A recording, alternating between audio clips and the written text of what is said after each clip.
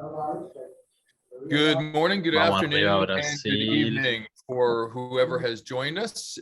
This is the 11th version of our Atelier in the Grey Swan Guild. We have talked about this topic for a long period of time, and we've addressed it glancingly, but today we thought we'd spend about 75 minutes going through crypto, or anything that you want to call it. NFTs, cryptography, blockchain, Bitcoin. For some of us, this is a world of fascination. For other people, it is a world that they live every day. And then yet again, for some other people, it is something that is completely intimidating and is that bridge too far. And so hopefully we'll illuminate a little bit of some of the challenges, some of the opportunities, and some of the futures around crypto. So my name is Sean Moffitt. I am co-founder of the Guild, and I run an innovation consultancy called Futureproofing Next. Soon I will more formally introduce, or at least they'll introduce themselves. We have 6 speakers lined up today, and they are all esteemed in the space of blockchain and Bitcoin and NFTs, or whatever they want to rally around. And it was interesting to start the session. It's funny, I'm traveling in March, and I had to fill out my passport, and I had to go through about 6 pages of paper. So my writing, which is really poor, and it's getting poorer by the day because I rarely write. And all of this I had to send in today. Somebody in the government's going to have to read it. They're going to have to process it. And part of me just said, you know what?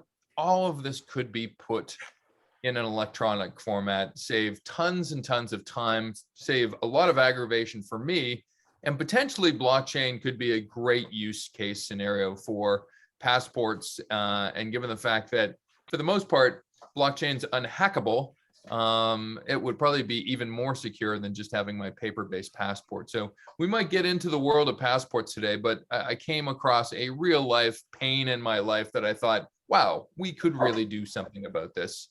So let's see if blockchain can help move this presentation along. For those that are new to the Guild, we are a postmodern version of the Guild, and we have pretty much a twofold mission. We make sense of the world's biggest challenges and next gray swans. A month ago, it was climate change. The month before that, it was about designing the future. We've talked about resilience, and today we're talking about crypto. And a lot of people ladder to, this is a financial discussion. This is really not a financial discussion. I'm sure some of my speakers today would bring into focus the fact that this is about life itself, right? So today's topic, decryptofying crypto, and I think I invented a word here, because if you look up decryptofying, I couldn't find it anywhere on the internet. So I think we've invented our own little word for today's discussion.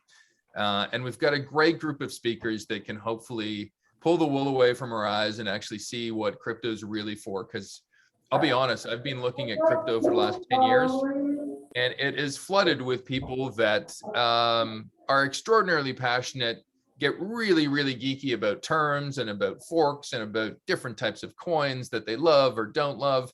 And what I'd love to do today is maybe simplify it for people and actually bring it into people's real world. And so, you know, if you look on Google right now, you will find equal sides of people on the fence. If you want an opinion or some contrasting thoughts in terms of the topic, look no further than this space, because I think one of the more popular ones is crypto. It's dumb, it's stupid, it's slow, it's volatile, dead, it's energy intensive, or wow, it's so popular, it's important, it's secure, it's easy, it's revolutionary, it's safe. So I'm guessing our speakers will be more pro blockchain, but I think it's probably fair to probably bring up some of the detractors at the same time. One of our Guild rituals is always to bring up good news. This is a woman who spends part of her time in Toronto and Waterloo and part of her time in China. Her name's Samantha Aoyang, and she is 17 years old. So this is just how brilliant people are, and how small I feel sometimes that I haven't achieved similar goals at such an advanced age. She has used blockchain to try to look at the chocolate industry and try to avoid child labor. She's done a number of other things for social impact. This was probably the most high prominent one.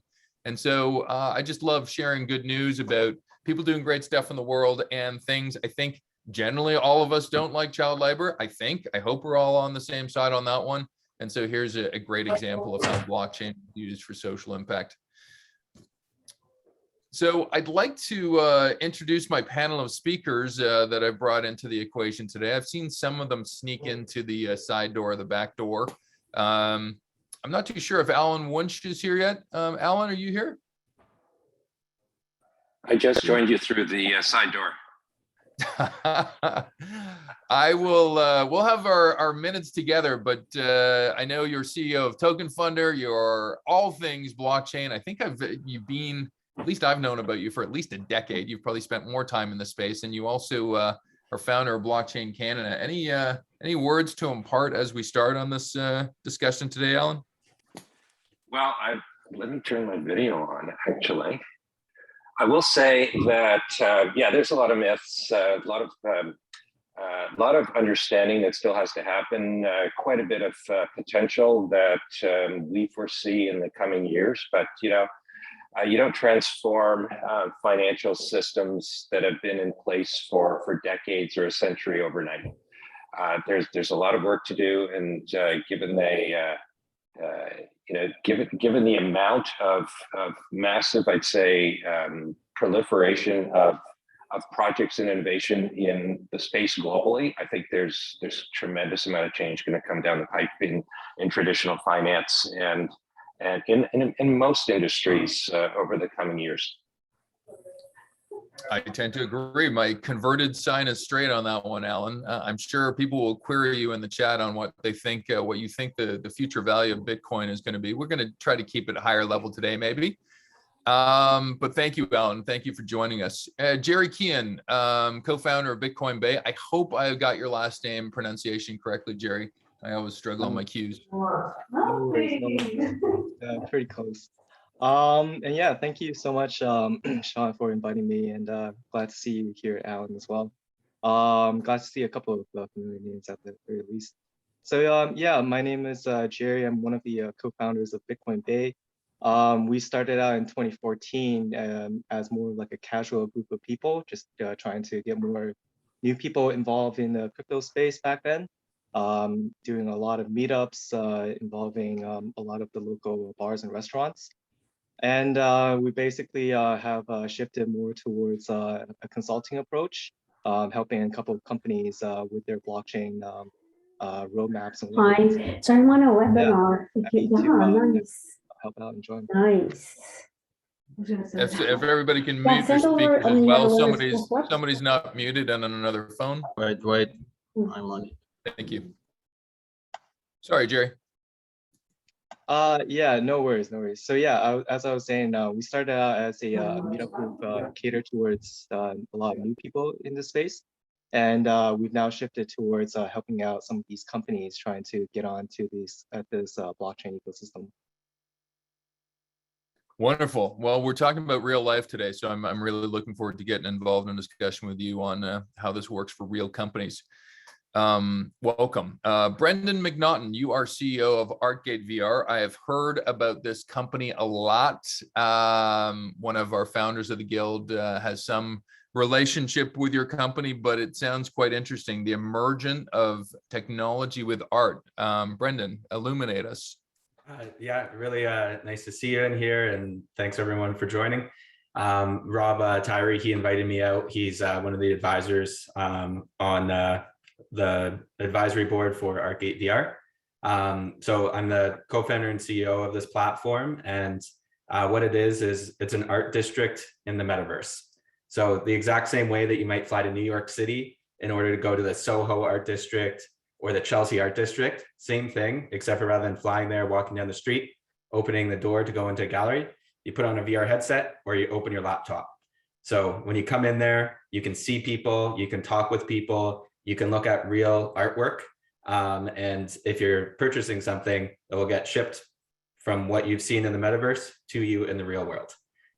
It's really interesting watching this whole world evolve. It's been extremely nice to meet and connect with people, especially during the pandemic, because my international network has grown dramatically just from going to events in this art district. And as the economy is growing in here, we're seeing a lot of different use cases with like people linking out to their OpenSea NFT accounts and putting their Bitcoin and Ethereum QR codes up on the walls and galleries. So we're watching this digital economy unfold before our eyes.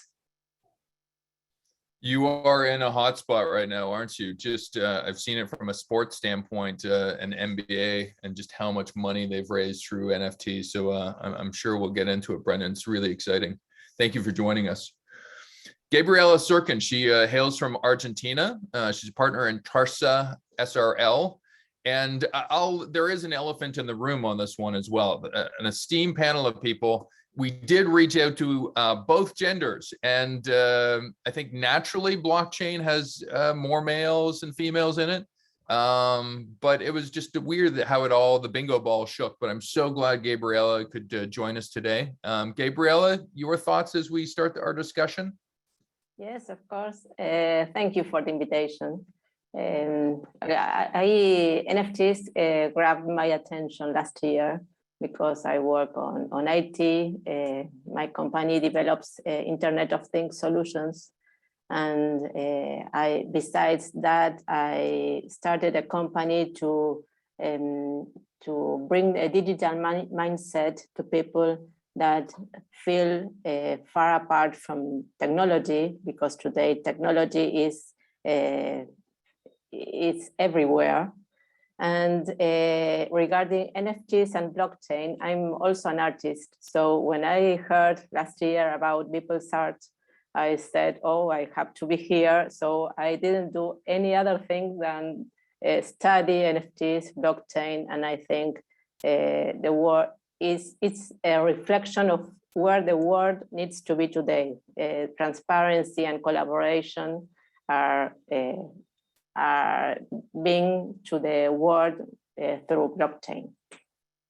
So I love it. And you are, given your artistic background, you are vying for the best Zoom background amongst any of our hosts today. It's you've got some really good stuff behind you as well, Gabriela. So I'm looking forward to your views on stuff. Agustin Borrazas, you are CMO of Loviu, a very valued and respected member of our guild, contributes in so many different places, multimedia content, and I would say more than anybody else in the guild has probably been playing the blockchain, Bitcoin, NFT flag.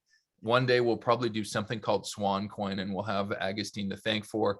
His soccer name is Bora, and welcome, Agustin. You are going to talk to us about the El Salvador experience today, but any thoughts as we start our discussion?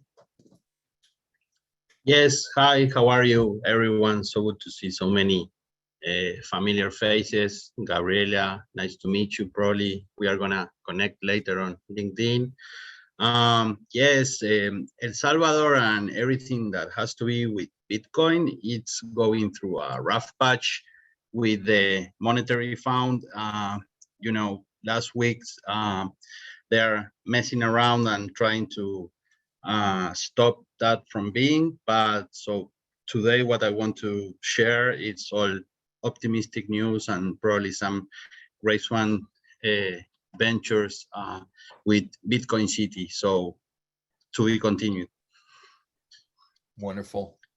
And Agustin, you're playing double duty for me today because you're letting people into the back door as well. So thank you for that.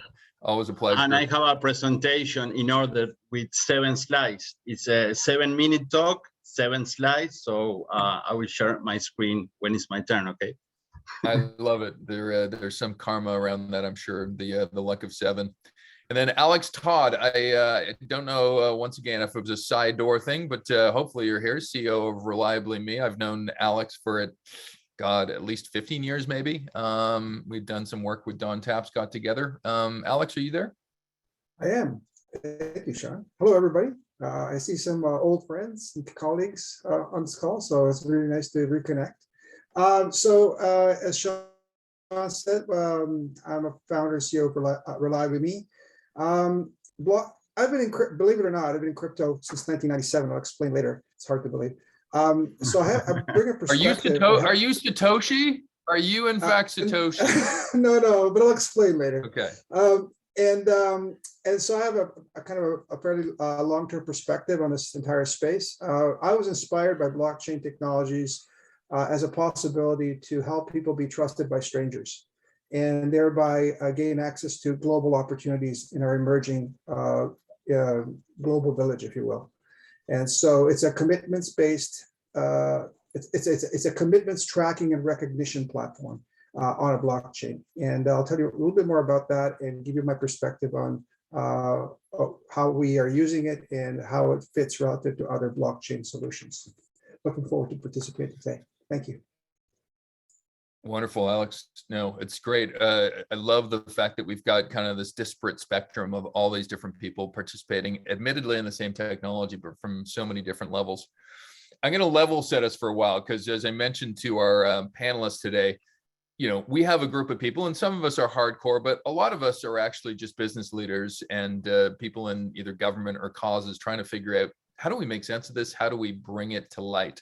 And so I'll try to do it in a minute. Let's see if I do it, and you guys can tell me if I've missed something off this list. So Bitcoin is the most popular form of cryptocurrency. That's why people talk about it, but it's not the full deal. It's probably been the most popular from a search standpoint. Blockchain is the ledger-based system that a lot of what we're talking about today runs on. Coins are a version of currency, I suppose, in blockchain world, where you can trade, and they are a form of asset in this world, be it real asset or intangible asset. We'll talk about that later. Consensus is, you know, in depth in terms of, you know, having a transaction that happens and actually having some validity to that. And there's a number of different proof mechanisms that I won't get too deep into, because I think it probably gets into the weeds. Crypto is just the short version of everything around it. It's usually referring to the technology, DAOs and dApps, and however you want to pronounce them and however you want to spell them, are decentralized apps or decentralized organizations. So there are entire companies based on blockchain. And so this is kind of where the real uses of blockchain happen. Decentralization is just a broad category of stuff. You've seen it in the world at large. Certainly it's something that a lot of people that preach blockchain and Bitcoin and NFTs speak about. Crypto assets, cryptocurrencies, they're just forms of either funds that are tradable or assets that are tradable online. Cryptography is the technology behind it. Immutability means that once you make a transaction in a lot of different spaces, you cannot go back and erase the data. So there is a level of transparency there. Ledgers is the system that blockchain works on, I guess is the best way to explain it. Mining, and probably Agustin, you could probably better say this, but there's a group and network of people that do the great work of blockchain, but also there are some environmental consequences to doing it, and for their great deeds, get a payment back. NFTs, which you've probably all heard about, the being in media, are non-fungible tokens. These are things that, unlike a lot of cryptocurrencies, they have unique value. So as much as they can be traded, they don't have the same, or they cannot be exchanged for different values of another type of currency. They are unique. And so oftentimes you hear about artwork or things that are very unique in value being put onto an NFT. Smart contracts are things that are automated in the world. They're the equivalent of legal contracts, I suppose, in our world. And so once something happens, it automatically has a smart contract behind it, and the transaction gets completed. Tokens are versions of digital assets. We'll probably talk about some of the tokens today, and all of your people's heads are over what I see next. Agustin, what's the last two words on my list here? It's Wallets is how you hold your currencies, right? And they can be offline or online. And then the last one, Agustin, is Web3. And Web3, we've all heard about Web3. Blockchain has a big role to play in it, I believe. We've heard it from metaverse and a whole bunch of different things, but it is this decentralized world that is this blending of the digital and virtual worlds. How do I do, speakers? Did I miss anything off this list? Did I get anything wrong? Would you add anything? Great. You did a great job, Great Sean. explanation. That's impressive. I'm like going, Alan is my godfather of this space. So I need your sanction that was a good 2-minute overview. Oh, it was awesome.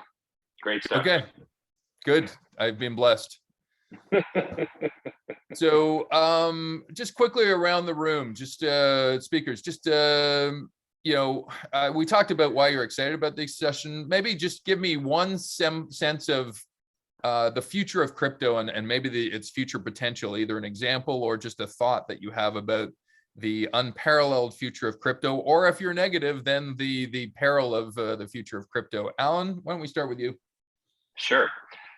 In no surprise, in my space, I really, and we have a mission to help companies take advantage of the blockchain infrastructure that's developing and working in the space of digital securities. That means we are helping companies literally bring their companies onto blockchain with their shares, with their other financial instruments, making it possible to raise capital on the platform, and then to allow their investors to buy, sell, trade securities in the private market today that are typically very illiquid. So we see a blending of private and public markets over time. That's where I'll stop and let everyone else continue. No, that's good. That's an important area for us. That's exactly the length of commentary for now. We're just trying to get in on the high level stuff. But thank you, Alan. And Jerry, your thought in terms of the future of crypto? I think the future will be sooner than we think. I mean, we honestly see the GoFundMe fiasco, and even though like there have been quite a lot of people going to other traditional platforms, we have also seen a lot of interest in people just donating in just crypto itself, right? Bitcoin or ethers and whatnot. So, I mean, like we can always look at, back in the roots of like what crypto does in terms of like uncensorable transactions, and just, potentially try to apply to today's environments. Wonderful. Yeah, I'd love to get into it because it's funny. I jumped on Clubhouse last night, which is always sometimes a weird trail. And I said, oh, they're talking about NFTs. And I jumped on and it was two guys talking about what edible drug they had the last night and how it affected them. So there's this weird United Nations of everybody drawn into the space, isn't there? Yeah. Gabriela, why don't we go next to you? What's the great future of crypto or the horrible future of crypto? Which side of the fence you are on and why? No, I think it's a great future of crypto. I think the crypto has the power for creators, NFT has the power to create communities. And this is what the world is needing today, I think. No, I love it. It's once again, like I said, it's everybody coming in. I'm surprised at the level of embrace that artists have taken to blockchain and NFTs, which is rare for technology. Sometimes artists can resist technology, but not in this case. So look forward to hearing more. Brendon, future of crypto? Yeah, if you actually look at artists and art galleries, they're on the forefront of a lot of development of communities. So like a specific areas of a city, it might be vacant or people don't touch it at all. And then artists come in, and then cafes come in, and then restaurants come in, and then communities get built around it. So I think right now, a lot of artists are seeing this is a new geographic area, this whole digital landscape. And as it's developing, there also is an economy that's developing around it. So are we going to be, sending US dollars physically in paper to different parts of the world, even though you might be thousands of kilometers away from one another? Probably not. So it makes sense that there's going to be this new economic infrastructure to facilitate these global relationships that are being built in these communities that are coming together in the metaverse and through VR headsets and computers and technologies like those. Yeah, it is interesting about the communities coming together. It does feel like circa 2004 and we're all blogging, right? And social media is about like a year or 2 years from now. It has that type of zealousness about it. Agustin, I know you're quite pro everything block and bit and NFT. What's your thought in the future? we always talk in the guild about that the future is here, but it's unevenly distributed. So what do you think about that? We start already distributing this future is now, as Jerry was saying, we have already achieved this. I always look forward to seeing all people getting the opportunities with crypto, and how great would it be that if the economy is in an inflation point and everything is getting so expensive, and the same $100 you used to have one supermarket thing really big, and now with $100 you buy 2 items or 3 items, how great would it be that seeing all the earth coming along together and having good opportunities with the deflation of cryptocurrency, and Bitcoin achieving $1 million value and 1 Satoshi being $10,000.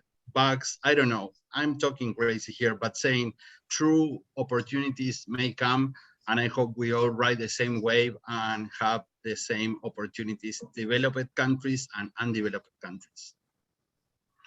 I can, not only was that a very rational argument, but I can always tell the emotionally felt argument behind your stuff too, Agustin. You really believe in this space. Right. So I love it. Yeah.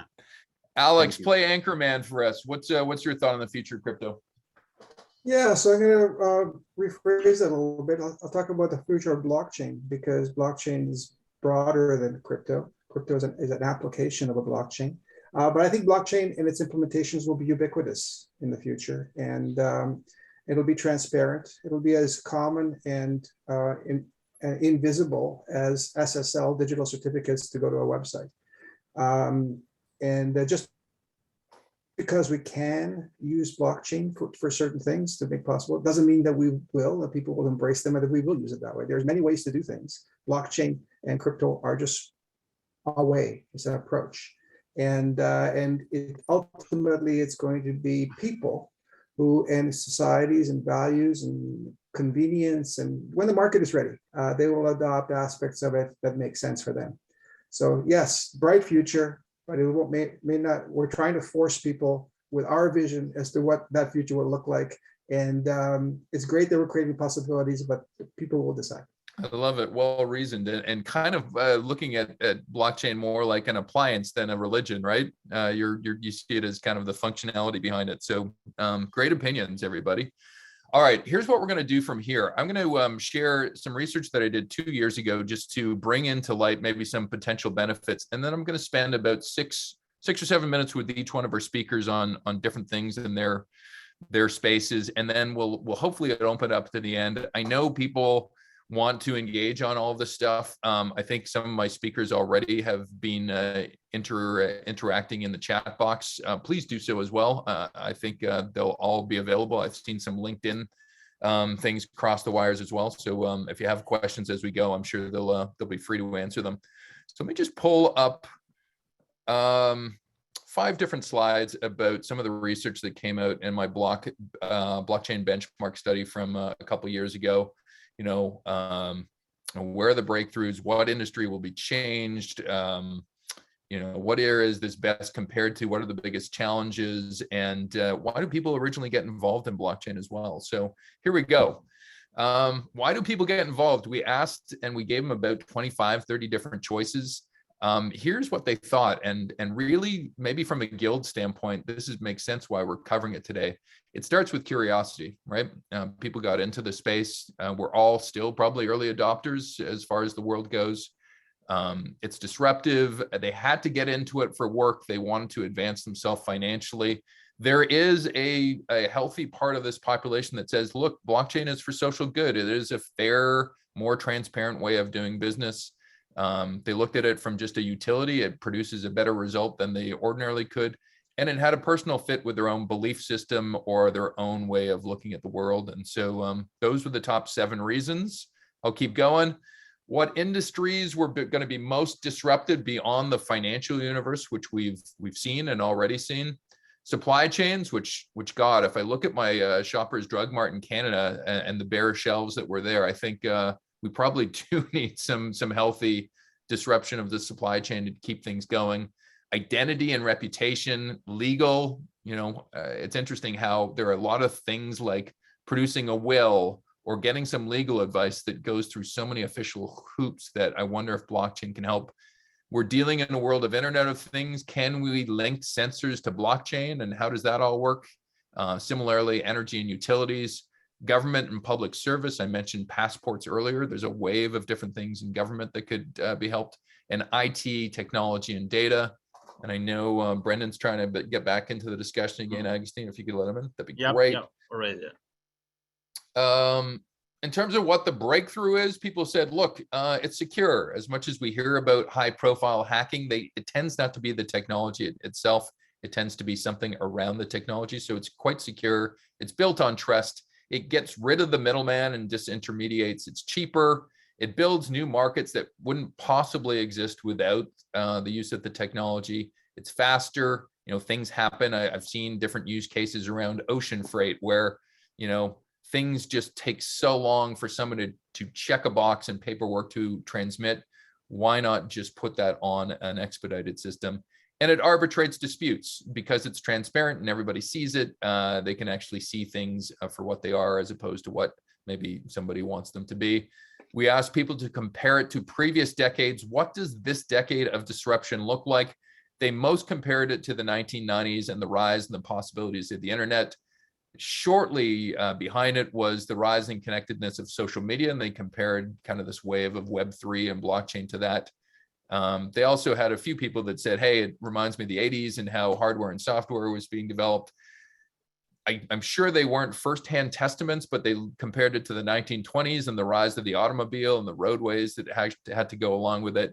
And some people that were maybe more in the naysayer said, wow, all of this hubris about blockchain, it feels like Y2K for me all over again. All this money being spent on something that may not lead to something extraordinarily valuable. And then finally, the challenges. We looked at external challenges and internal ones. Regulatory, incumbent resistance, be it from industries or people or leaders, and interoperability. Will all these things play well with each other? The internal challenges were the lack of talent that could apply this stuff, legacy systems where you had to use a square peg with a round hole, compliance, and culture change being required. So that is a quick thought on that. I'm going to pivot to our 7-minute discussions with our panelists. I'm going to start with Alan. Alan, you're one of the pioneers in this space. I just shared a whole bunch of different research that was done about 2 years ago. Maybe I'm curious. We've just lived through a pandemic. Do we look at blockchain, Bitcoin, crypto in a different way than we did 2 years ago, Alan?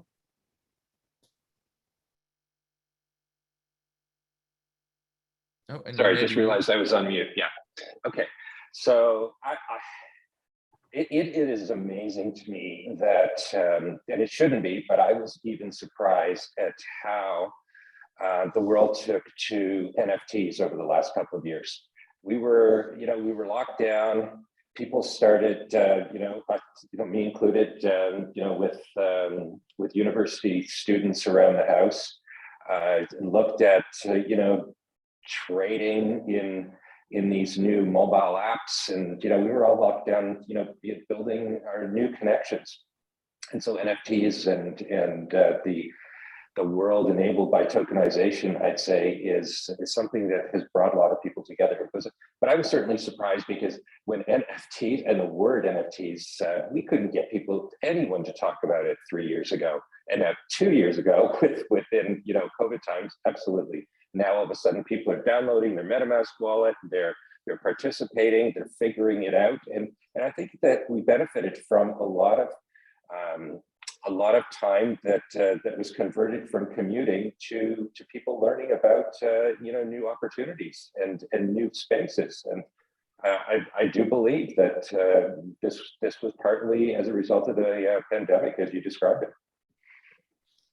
Now, it's funny. I had the same thought on NFTs. I felt almost like a rank amateur in the space because I was like, where did this come from? Like, this felt like 1 month we went from blockchain and Bitcoin to talking about NFTs. It felt that fast.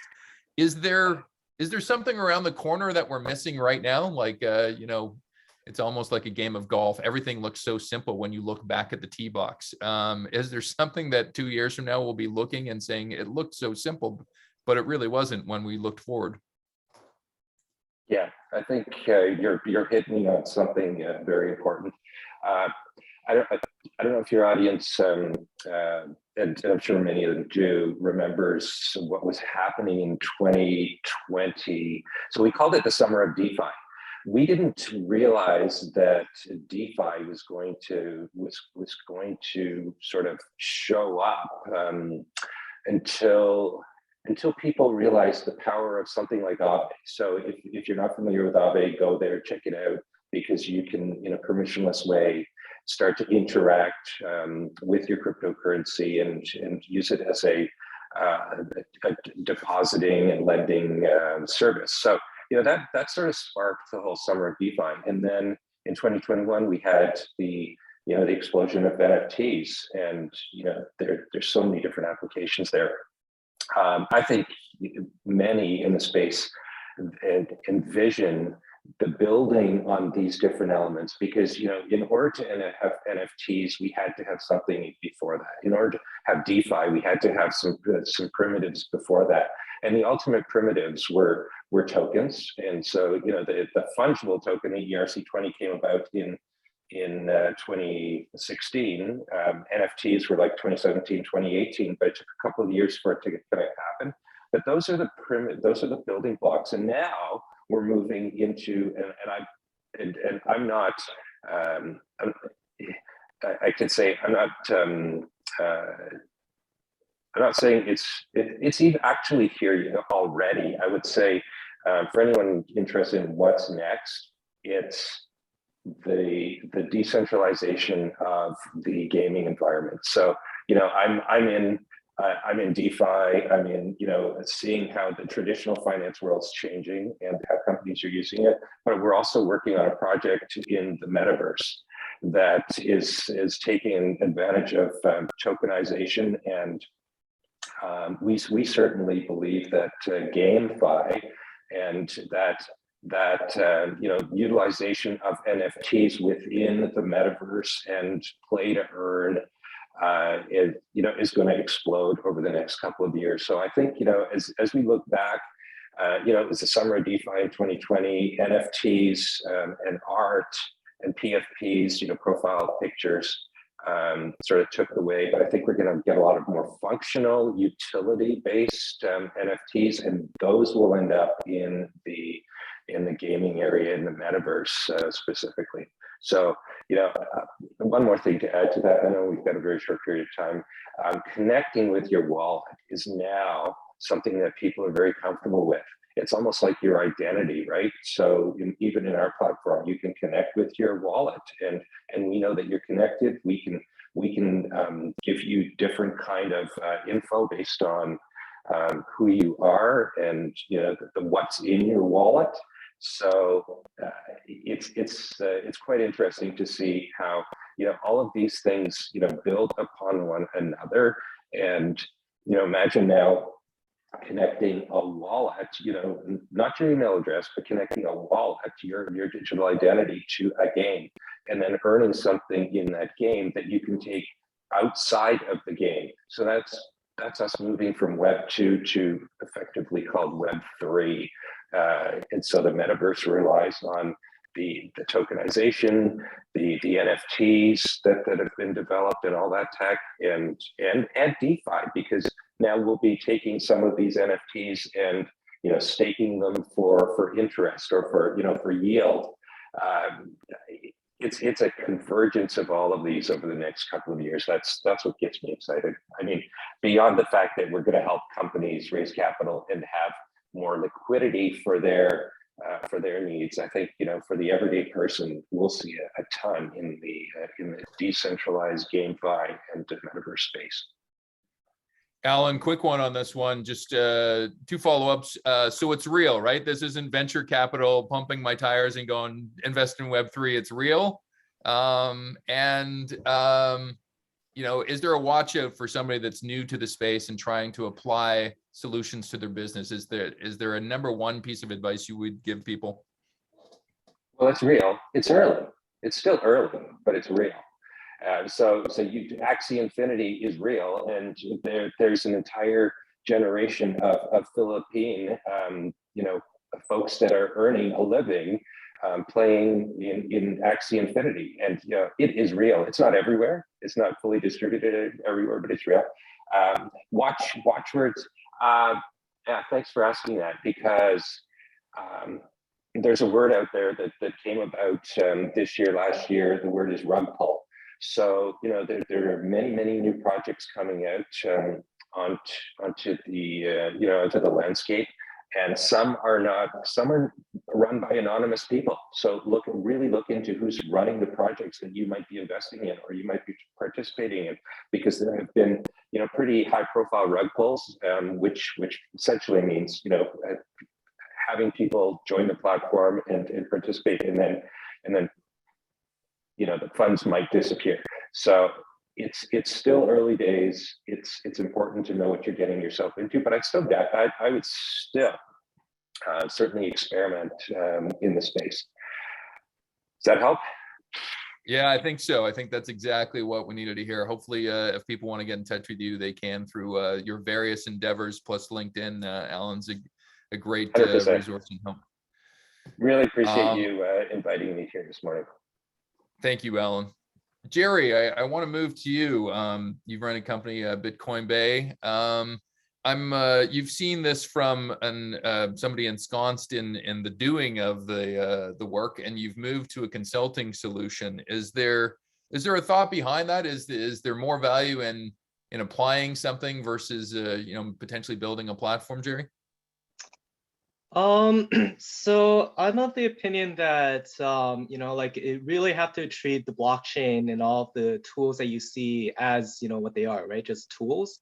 And you really have to look at the application of the tools behind it.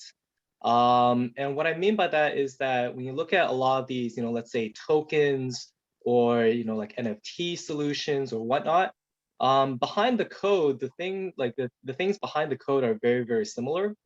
But the thing that really changes, like how they're used, right? So, for example, there are some of these NFT tokens that obviously have had, use cases such as for the NFT, NBA Top Shots and whatnot. But we have also seen, just random people creating NFT tokens because, they want to make some money, right? So a lot of these different applications that we try to focus on are more so on, legacy technology stacks and whatnot, and try to see, how we can help them upgrade with the whole blockchain things in consideration. So things that we've looked at are, for example, game publishing distributions. So as you may know that, a lot of these game publishers, they charge quite a lot for these companies to actually get their games on. So providing these kinds of open source solutions for that not only just drives the cost down, but also allows more entrants into this kind of ecosystem here. I guess the other thing I kind of wanted to mention was, we've seen some of the non-financial use cases of blockchain being explored, such as just having, for example, having like an on-chain equivalent of Twitter to share messages and let people know what's happening. We've seen people create all sorts of different stuff that's like just purely non-financial, but useful nonetheless. So yeah, it's interesting to see the whole NFT dynamic right now. But I think people will slowly try to explore other use cases, maybe more cater towards their own industries. But yeah, we'll see. I know you spend a majority of your time probably thinking about the space. I kind of apply it and probably spend a smaller percentage of my time.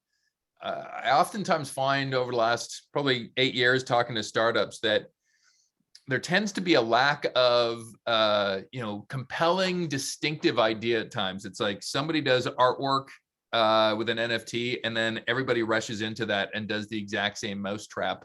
is there exciting use cases that you look out over the next 3 years and you go, wow, you know what, that is going to soon become a reality that take us out of some of the conventional spaces? Anything you've run across, Jerry? So for the really new exciting stuff, unfortunately, not too much has been happening on that end. I mean, we have seen a quite of interesting in terms of just technological innovations.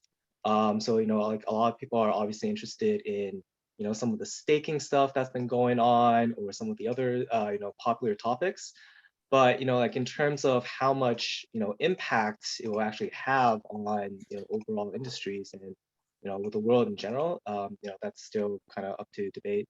What I would say is that I think we don't really need to look too far from the whole like just basic Bitcoin or cryptocurrencies being used to as money, right?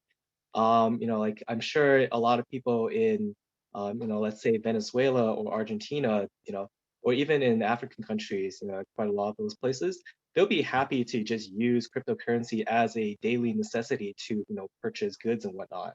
Obviously, it helps that all of the central banks are coordinating to counterfeit and massively print out a whole bunch of money.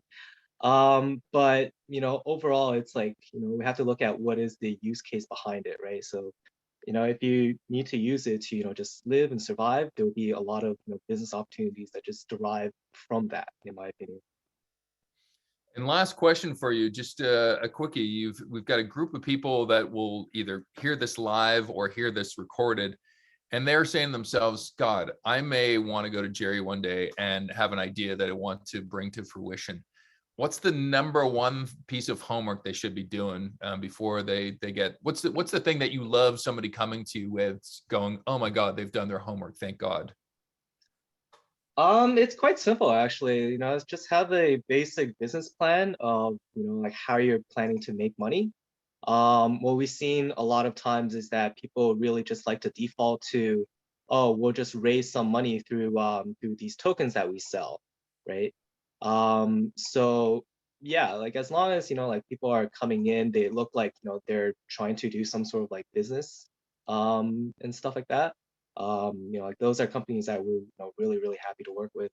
Otherwise, you really have to work with them to craft out the business use cases, the monetary like the modeling, the financial modelings and whatnot. And a lot of times it will be, how do you actually get the money to start it, right? So a lot of the seed funding, the startup raising and all that kind of stuff. So yeah, basic business preparation is basically at hand here. There you go. And then you'll handhold them from there, taking them through the enormous glossary and vocabulary that exists in the space. It's funny at times. Sometimes they're almost safeguards for people not doing the wrong thing, and sometimes it's getting people confused. So yeah. All right, thanks, Jerry. Appreciate it. I'm going to move on to Brendon McNaughton. He runs ArtgateVR, and it is art in the VR space. I think you really described it well early on, Brendon. Let's talk about blockchain and how it interrelates with art, because as mentioned already, probably there isn't a hotter sector right now in terms of the space than art and kind of creative kind of stuff. What's your thought on this, Brendon? Do you look at it and you go, wow, I've landed on a gold mine here? I'm still very much so watching it evolve. Specifically in the Artgate district that we have, there are people that are buying artworks by scanning a QR code of a Bitcoin address, and they're transferring crypto, and then an artwork is being shipped out. There's other people that are putting on their exhibitions in our platform, and they're putting links directly to their OpenSea or NFT marketplace page. So then you see it in virtual reality in our metaverse galleries, and then you can purchase it through the NFT platform.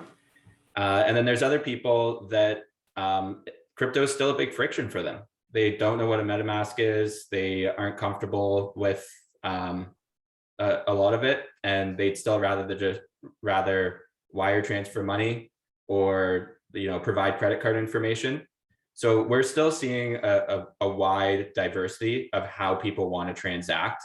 in the metaverse, and we're allowing that to sort of unfold, and we're just trying to nurture as many possibilities as we can through our platform. So it's really interesting to watch it unfold. At first, we started to see a community develop in our district, and now we're seeing an economy develop in our district. And the diversity of how people transact, whether it's crypto or traditional financial systems, is very much so still there.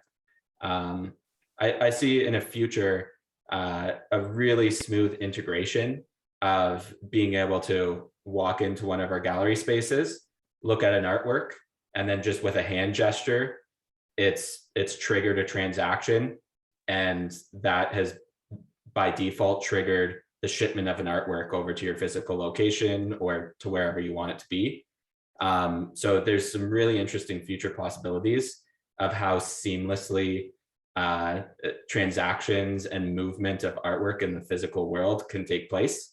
But present day, it's there's still a lot of diversity in the way people are transacting. I like your Minority Report version of the commercial future. It's pretty cool. I had one of our guild veterans, Rob Salkowitz. He writes about comics a lot, and he wrote a really interesting article and had an interview with a comic book founder that Kickstarter has now accepted Bitcoin and various forms of currency, I think, as of this month. Mm-hmm. And he talked with a comic book owner. She raised a ton of money on Kickstarter, and now she's out of Kickstarter. She thinks that using Bitcoin, there's more risk. There's sometimes not great motives behind some of the platforms that do stuff, and she just tended not to have a really good understanding of it to the point where she didn't want to participate in it. Do you find that it changes the artist's relationship with their customer and their community by participating in the space, either good, bad, or indifferent? As far there's like a wide spectrum of I've been stacking crypto for years now, and I have my cold wallets, and I love it. I'm really interested in that kind of thing, and it's exciting and interesting for me. But some of my family members and friends, they are still getting used to setting up a Gmail account, so they're freaked out and they wouldn't touch it with a 10-foot pole. So it really depends on the person and their comfort with using computers and the internet, period. I think that it changes the economic relationship and the economic structure of the art world, these new possibilities. For example, the traditional economic model is an artist will make artwork. They will partner up with a gallery typically, and the gallery has their direct connections with all the collectors, and the gallery collects all the money on behalf of the artist and then distributes a portion of that money to the artist in exchange for the artwork. And for a living artist, the only economic gain they get out of any transaction is that very first sale typically. So if I make an artwork, sell an artwork, I get a little bit of money for that. But then if it sells on a secondary market, I'm not involved in that transaction at all. To be able to, through like the NFT platforms, have the baked in royalties, which means any secondary market transaction, I, as a creator, still get a portion of that transaction. That really, really helps out the economic situation of an artist in a massive way. It changes the economic landscape significantly. So I think it has the potential to be very, very helpful for the economic livelihoods of creators. So I like it quite a lot. I do want to see how NFTs go through another crypto winter, because crypto historically has these boom and bust cycles, huge hype cycles, right? They usually run up thousands of %, and then they usually are followed with a 70 to 80% sell-off, and then a winter, and nobody really touches on crypto or talks about it for a while. at the peak of the last one in 2017, everyone was saying ICO. And then we're at around an all-time high of crypto in the last like few months, and everyone's saying NFT. So I'm really curious to see how much they're going to stick around if we have another downside on of the crypto boom too. So if it can stick around through a winter or a couple hype cycles, then I think it's here to stay. But yeah, time will tell. It feels like an 1870s frontier town, right? The railroad's coming through town, like join your NFTs today, right? It does feel super heated at times. Couple of quickies for you. One, I know Alan talked about rug pulls earlier. I know in the art world, there's been a whole bunch of conversation around fakes and, things that, you buy art because it's unique, but at the same time, it can be corruptible, I suppose, if you can gamify it or try to do things with it. Is this space better for that, or is it worse for that in terms of just making sure that the original contributor gets compensated and that whatever you acquire is in fact what you acquire?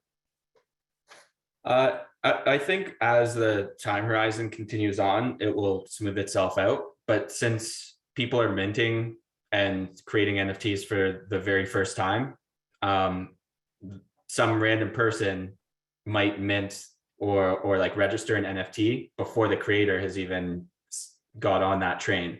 So you might be buying an NFT not actually from the creator.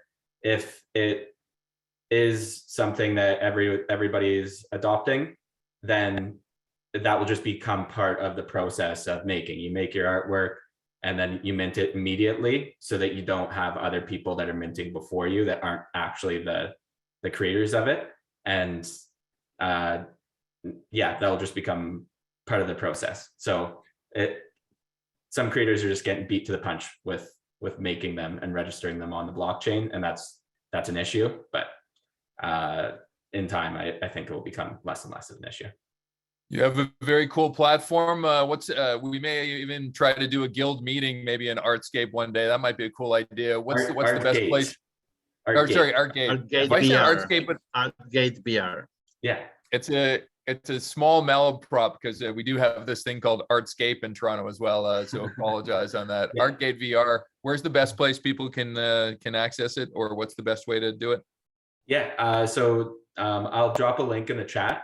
But ArtgateVR.com. There's some information about our next big international art fair coming up. That opens mid-April. It's called Artgate International 2022. And then outside the big community events, galleries are hosting events and doing meetups, panel discussions, exhibition tours all the time. So ArtgateVR.com, check out our events page. You'll be hearing about our international art fairs. And there's links to download either onto a VR headset or your laptop. You can join through either device. And yeah, come out, say hi. And if anybody is interested too, this is a super interesting group. So reach out to me if you want to pop in and join a panel that we'll be hosting in Artgate as well. It'd be really interesting to get your opinions and thoughts. And I think the audience in our platform would really like hearing some of the conversations. Love Please it. do. I love it. All right, I'm going to keep moving on. I know we've got still chock-a-block content to happen here, so we may go more heavy on all of our presentations because I find the insights, like there's at least 4 of them a minute. So let's keep going. I'm going to move to Gabriela. Gabriela, you are from Argentina. You announced yourself earlier. Both you work in the space. You are a fan of the space. I think you even mentioned to me that Vitalik Buterin had come down to Argentina and was treated like a god when he was down there. So, but you're also an artist, so I thought you might have some build-on comments from what Brendon just said. What's the state of the union about Argentina and this whole space? Yes, thank you. Yes. I think Argentina has, as you say, when Vitalik came here, I think he didn't realize he was going to be treated as a rock star. and everyone knew him, and he was very kind, sharing his knowledge, and he said something very, very comprehensive of our country, that says that Argentina has a low state capacity, and that's what's happening here. And that's why crypto is so people are so enthusiastic with crypto, and there are many projects appearing here. Gabriela, Gabriela, nos perdemos la cita ahí, si la podés repetir, porque justo ahí se trancó y no pudimos. Okay, that Vitalik said that Argentina has low state capacity and very high people's capacity. And that's what's happened. That's really what happens here. So people are very enthusiastic on crypto, and there are many projects on crypto to share projects of collaboration, and art projects as well, metaverse projects. So people are talking a lot about these subjects. But there's something, because I work on IT, and that's in that side, what I see, that's a lot of education needed, because people think that when you say blockchain, everything is transparent and everything is okay, but it's not that way, because blockchain is just the traceability of the data, but the way you acquire the data, perhaps if you acquire the data and you write down the data in an application, maybe that data is not real. So when you integrate IoT sensors with blockchain, that will be more transparent. For instance, that's a subject that I don't see people talking about. People say there are many projects where people enter data, and that goes through the blockchain, and that data gets shared for every stakeholder. But perhaps the data comes from something that's not true, or perhaps it's mistaken, for instance. So almost blockchain has the same challenges that another technology that's its cousin AI has, right? Can you trust the data that feeds the beast? I think every part of the chain is important. Now, yeah. I have a question for you, and it's maybe unfair. I'll say that up front. But you know, we did outreach to a number of women for a panel today. You are the chosen one today.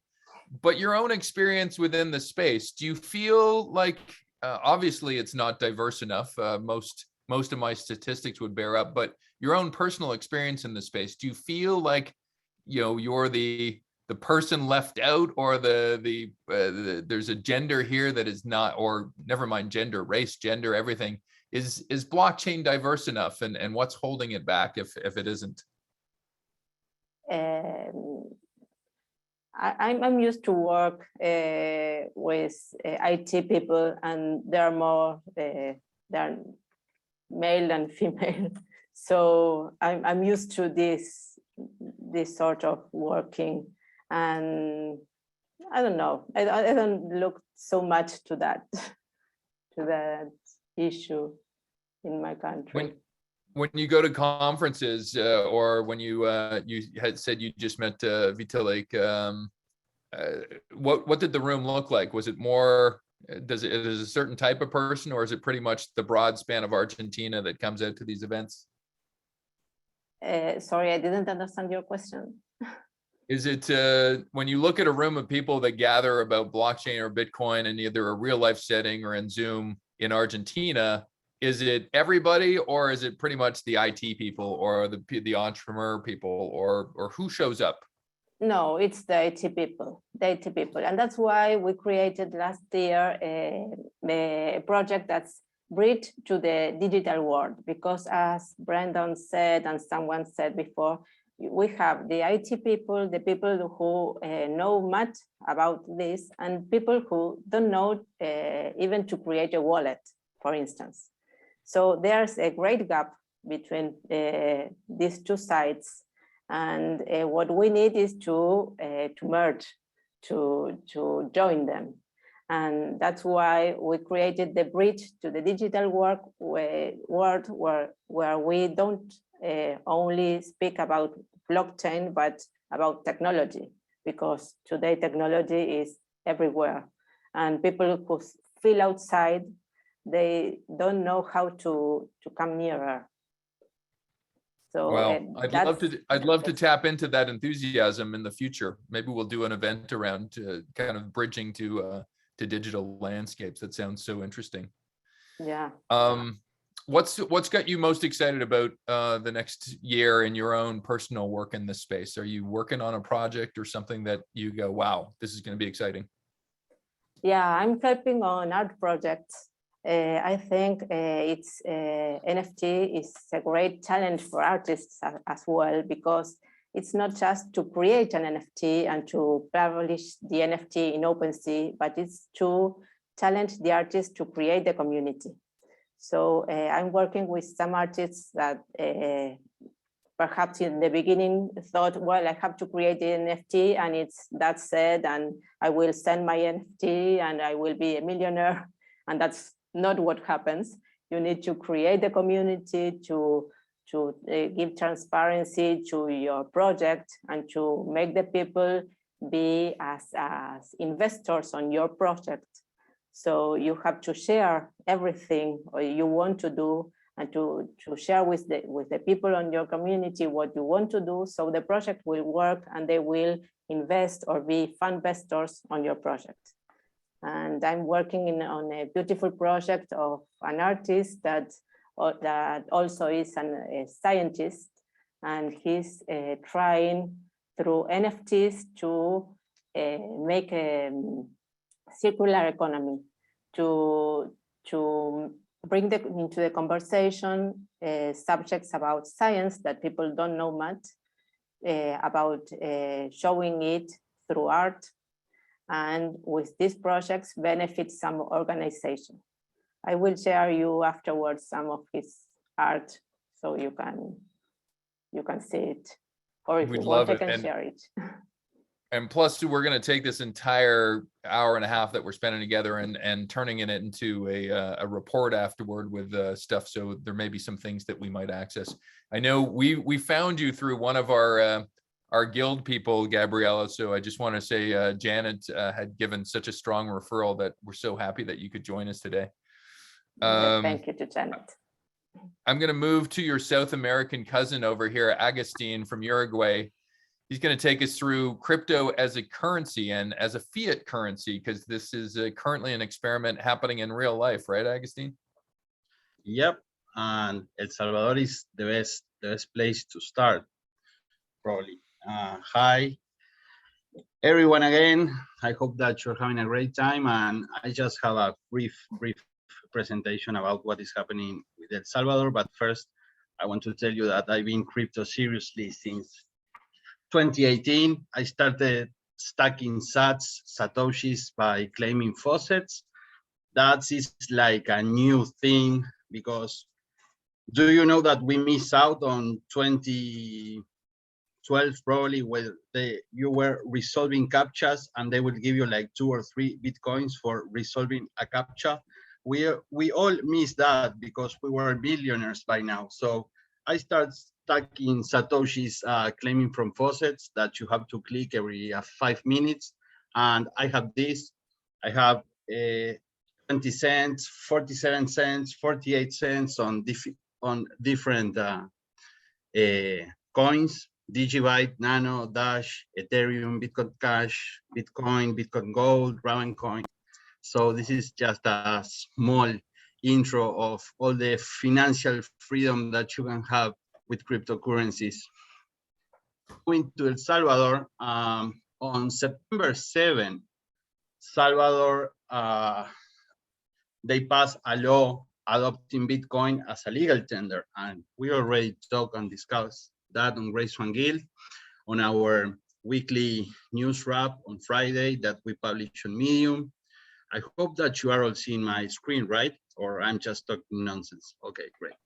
So it was the first country to El Salvador was using the US dollar as their currency, and they start adopting Bitcoin as legal tender. And I choose this particular picture with the laser eyes because around that time, all the internet and Twitter and profile pictures of different influencers on cryptocurrencies or the standard, they start using the laser eyes as showing that they were bullish on a bear market. They were being bullish with cryptocurrency and Bitcoin. So they started using the laser eyes. The thing with Bitcoin being adopted by El Salvador, they created a wallet, which was Chivo wallet, and I will show you now. They started giving $30 to every citizen that download the app on their phone, and that was kind of a backlash because there were some security issues and breaches with identity theft, and so people were claiming that they were not being able to use their $30, and people claiming with just the last numbers of their document, their personal ID, they were this kind of fraud. So nowadays, fast forward to these months, they are working on it, like try to repair. As you can see there were like 11,000 complaints about consumer protection and data, and now they are trying to solve those problems.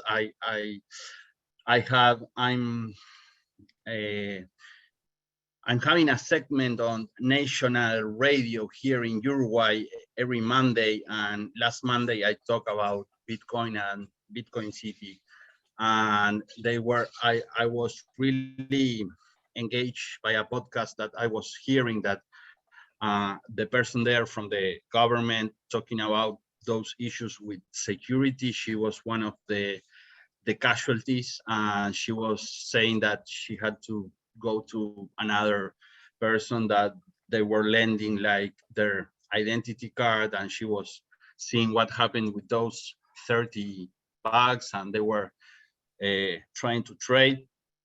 The thing is that when Salvador adopted this, Bitcoin was around 50,000, so it was coming down from the all-time high. The Bitcoin all-time high was around 60,000 US dollars, and it was coming down from 50. And in those days, it has, like, when they were launching this, they were touching probably 43K. So it was like a huge loss of like $10,000 because El Salvador had like strong feelings adopting this. What I really want to stress out about this is that we have a millennial president trolling everyone on Twitter, right? He is 40 years old, so he's as me. He's one of the old millennials, and he is making the task of being an evangelist.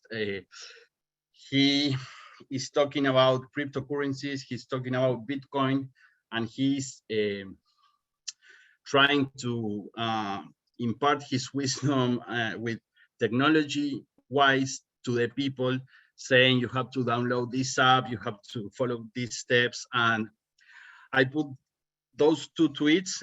One, it was from January. It was really funny. I mean, he trolls the internet and Twitter saying that he buys the Bitcoin while he's on the bathroom naked, taking a crap. So that's funny in a way that, you know, it just makes sense that he's really like into it, and he's just like sharing some laughs. And now this one with the IMF, it was from these past days when the IMF says, please stop doing the Bitcoin thing. He just answered with one meme from The Simpsons saying, okay, here you are. Thank you for sharing it, but no, we are not going to like stepping down. So the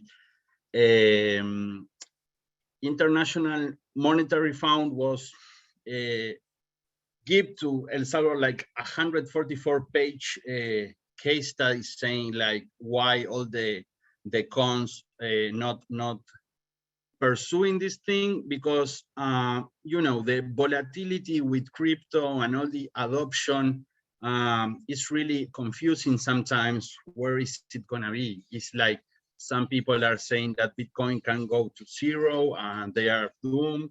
Some other people say that can go really high and they can really have advantage of that prices they are buying the Bitcoin. But the thing is that we already been here in this ride for more than 12 years now, so probably it's here to stay, and it's just a continue learning curve of mass adoption. And the thing is that the numbers show that 75% of the people that have adopted Bitcoin in El Salvador, they are feeling comfortable with it. With the people that were not that comfortable at the beginning, just being only like 25%. And so El Zonte in Salvador is the Bitcoin beach. So there's now like a place in El Salvador, it's a whole beach and state where they are adopting Bitcoin really fast, in a way that all the hotels, all the restaurants, all the services there are being played with Bitcoin. So it's like the first pilot program that El Salvador is launching. So it's becoming a really touristic place and popular beach where people can go and stay and spend with spending the Bitcoin that they have, but it's still just in a roughly manner being early adopted. So all the locals there are embracing it, but it's just that there's sometimes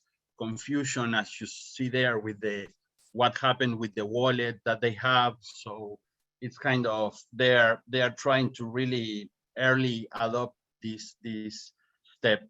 And a few months ago, in one of the Great Swan Guild many ventures that we have, or there, we were speaking, and we came with the idea probably that fundraising some Bitcoin to send me to El Salvador to document and be there in Bitcoin City for like a week and see how everything's going is in an early stage. But what El Salvador is trying to bring, and I'm making reference here to President Bukele's last tweets. So he's having a counterpart with the opposition of El Salvador now, and he said he remarked really a good phrase. He says the opposition is not trusting building the future of the future, being this part of the future. So he says that the opposition of El Salvador, they are putting a brake on developing the future, and the future can be stopped. So Bitcoin City is actually, to put it really fast, is there's an inactive volcano there. When they have the geothermal energy, and they are going to use it to mine their own Bitcoin. So they are just buying. They have like 1,081 Bitcoins probably that they bought it roughly on the 40K, 50K mark, and now they are embracing the mining of that inactive volcano with the geothermal energy. They want to really make a futuristic city in a way that Bitcoin is legal tender there, and we can all be part of it. So I hope it's around the 7-minute mark, and I'm loving this discussion. I also shout out to Brendon McNaughton, because I've been collaborating with them with some video live streaming for LinkedIn when they have the art galleries. And now I have my own room to show my mandalas there that I'm creating and converting them to NFTs also. So it's a wild ride. It's just, I'm really thankful to him because he pushed me to, hey, you have to be there. And I was like, oh, okay, I don't know, but yeah, we will do it. Yes, we will do it. And we are trying to embrace it really fast. So please go there and check it out. And I will have a panel soon discussing the work, and everything here feels so nice now. So thank you very much for having me here. And I hope that I shed some light on El Salvador actual thing going on. Thank you. Thank you, guys. It's fascinating, Agustin. Just first of all, we have our own guild's version of Banksy, I guess, right now. You've got your own art room going on. So a menace has been created, but as well, just, you know, El Salvador is not alone. If you look at around the world, there's countless numbers of currencies that peg themselves to either an American currency or Euro currency or what have you. It's and unfortunate for them, they don't have control over their own financial policy. So this may, you know, down the road, El Salvador may be the canary in the coal mine here, but this may be the route down the road. So fascinating. We've got one last speaker, Alex, who I know, based on everything that I know about you, Alex, you have a social impact kind of orientation to your world. I'm not too sure if that's where we're going to travel now, but I'm very curious what your take is on the space. Let's grab some time together, Alex, and thank you, Agustin. Thanks very much, Sean. Can I just share my screen? I have a few short slides to keep this short, believe it or not. Okay, so let's see here. Okay, so when we talk about blockchain and crypto, often we're in the world of possibilities. You know, I'm certainly inspired by by blockchain as a possibility for a lot of different things. But what I'd like to talk about is, you know, kind of getting real and what's practical and what's, you know, what is the real market opportunity, what's really going on in the world, and how do we apply blockchain and crypto and ledgers to the real world. So I mentioned earlier that I've been kind of in the crypto space since 1997. So this is not to talk about my career, but it's just to show that I brought in an Israeli PKI, public key infrastructure technology, to Canada in 1997, and public key, and that's based on public key cryptography. So crypto is a short form of the word cryptography, and now it has a meaning, and that it means cryptocurrencies or tokens or whatever. So I'm just saying that those are my roots. And I've been on a journey in that space from public key infrastructures to diagnosing and designing conditions for trust in a general case, unrelated to technology specifically, including corporate governance best practices, and then eventually being inspired by blockchain technologies to help people, as Sean, you mentioned. It's a social enterprise. It's a possibility. I'm living in the world of possibilities as well. A possibility of empowering people with a character credential that will give them access to opportunities that they otherwise wouldn't have.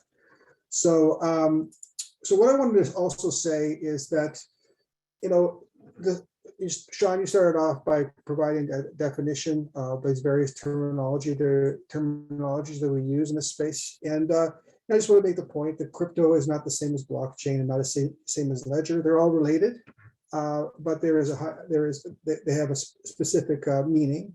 Really, at a very base, you have public key cryptography. So that's a public key, private key concept. The problem with that, it's brilliant technology.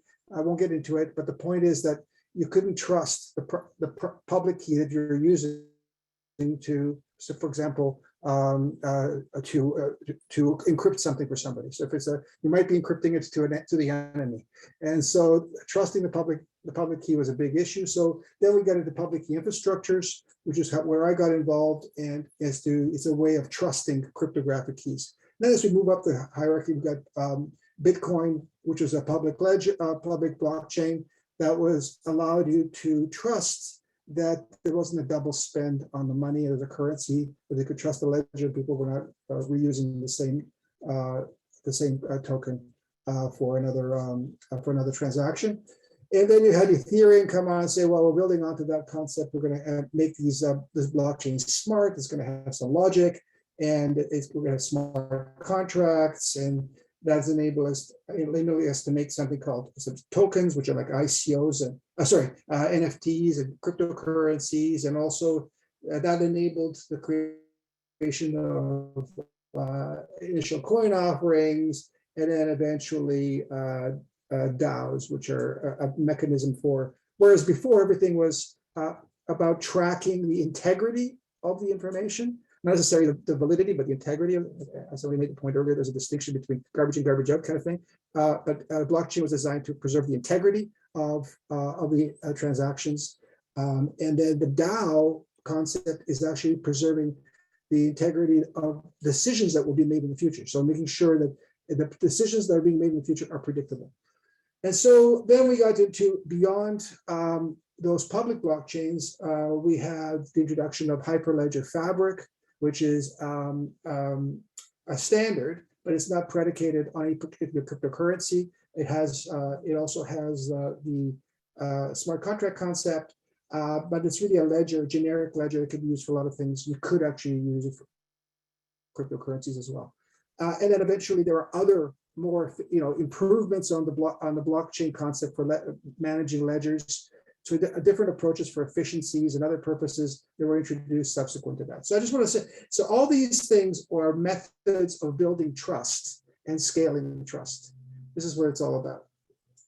I just want to take you through a brief journey and a discovery process that I went through. I was inspired by blockchain technologies. As I said earlier, I felt that if we could use blockchain to smart contracts, so people could make a promise or make a commitment to somebody else, and that would be a smart contract. It was inspired by Ethereum, and then that smart contract would get executed, and the person would keep their, when they keep their promise, they would get recognition for that in the form of a badge, a reliability rating, and so on. So the first prototype that we created was on Ethereum, and then we realized that that didn't make a lot of sense for various reasons. It didn't make sense because the currency varied in value, so the cost of gas was unpredictable. So as a business, it didn't make any sense because our costs would be totally unpredictable. It also didn't make sense because we didn't, first of all, we were not using smart contracts in the same way as I'd originally envisioned. And finally, we didn't need NFTs for the badges that we were creating because they're not transferable. So it's like you're not going to transfer your think of a university degree or some sort of certificate that you have. They're not tradable. You keep them. It's a credential that you have. So it didn't really make a lot of sense to have an NFT for that. And so we learned that from that experience, and then we modified our assumptions, and we realized that we needed a more generic ledger. Then we implemented Hyperledger Fabric implementation. We also felt that was a much more mature platform for enterprise level type applications, and really our application was very much like an IBM, classic IBM use case for Hyperledger, which is a provenance or supply chain application. Where they wanted to be able to have traceability of a product that has where it's all places it's sourced and its journey and to the customer in case the lettuce went bad and they want to trace where the salmonella poisoning came from, or whether it's a diamond and you want to preserve the provenance of that diamond and so on. So in our case, the product is a person. It's their journey in life. And so that's what the blockchain, that's our use case. The final thing I wanted to say is that we also realized that we're not going to, if we want to use blockchain, there's no way we can force people. If we're trying to use wallets and understand cryptography and blockchain and put that in the front, we needed to reach, if we wanted to reach the largest number of people imaginable in the world, we needed to be able to use technology that they have, that the most number of people have. So basic cell phone, like a feature phone with limited connectivity, it was the user interface we needed to have. So that means no wallets, we couldn't engage them in any kind of crypto language or capabilities. So we use instant messaging, SMS, and WhatsApp to reach the broadest population in the world. And then, so in our conversations in our sort of product market fit customer discovery process, nobody talks about blockchain. Nobody cares about the blockchain. We realize that strategically it's really important for several reasons. It's important that we don't want to be the trusted third party holding people's character credential. We don't want to be the Facebook or the LinkedIn where they can be excluded from their own information. And so we see the blockchain as a trust enabling infrastructure that the trust moves to the infrastructure rather than being residing with us. Secondly, it's the blockchain network will be governed by the members, by the network members. So we will be subject to those rules. There's, what goes onto the blockchain, who gets access to what information on the blockchain. And we realized that, that there were other advantages of securely being able to bilaterally share data between the network participants. So without getting into too much detail, it was a discovery process as to practically what we really need. And, we also have a point system. Now that could be a cryptocurrency, but right now nobody's asked for it. And so the points can be exchanged for whatever our customers want to redeem them for. But we could easily convert them to a crypto or whatever if we need to. There is a possibility in the future of the promises themselves being tradable. So if I promise you a coffee and you don't want the coffee, you want tea, you could exchange my promise for coffee with somebody else who could provide you with the tea. And the value of that promise will be related to my reliability rating. It could go up and down. And that could be an NFT for that purpose. Anyway, that's really all I wanted to say. It's let's get practical and use it in a way that really makes sense for what the market really needs at any given time. And it's okay to live in the world of possibilities, because I live there too. But once it comes to implementation, use it in a way that actually is going to achieve your business objective. I think Jerry was really alluding to the fact that the business aspect is probably the most important. Thanks very much. Amazing journey, Alex. My hope is people, what's the best way for people to get in touch with you if they want to share in the odyssey of doing their own journey and learn from you? What's oh,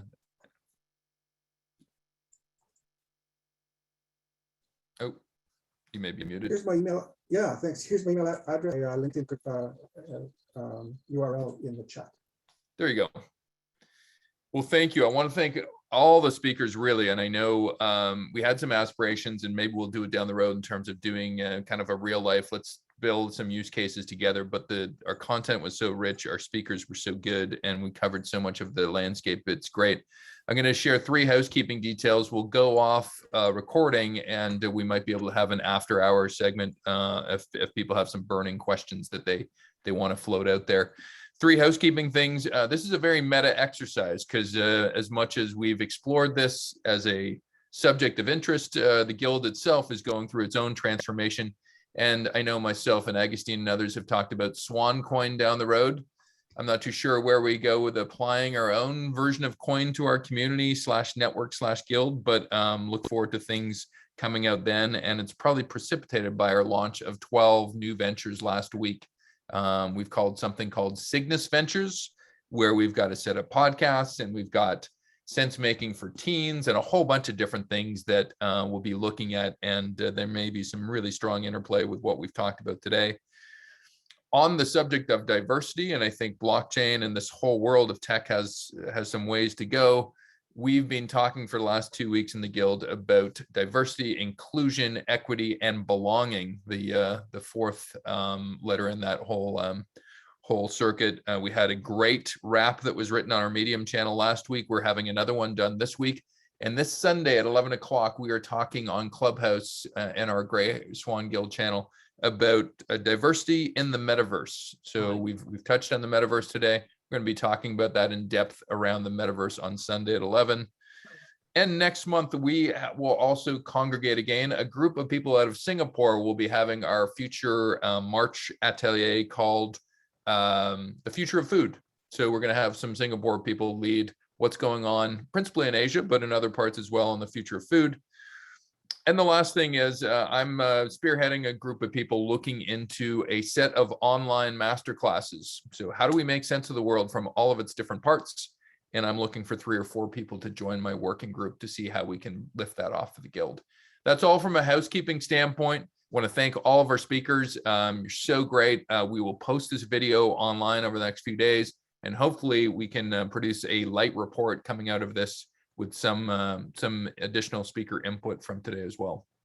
I'm going to go off recording. Thank you for listening if you're watching this on YouTube, and look forward to seeing you in the future.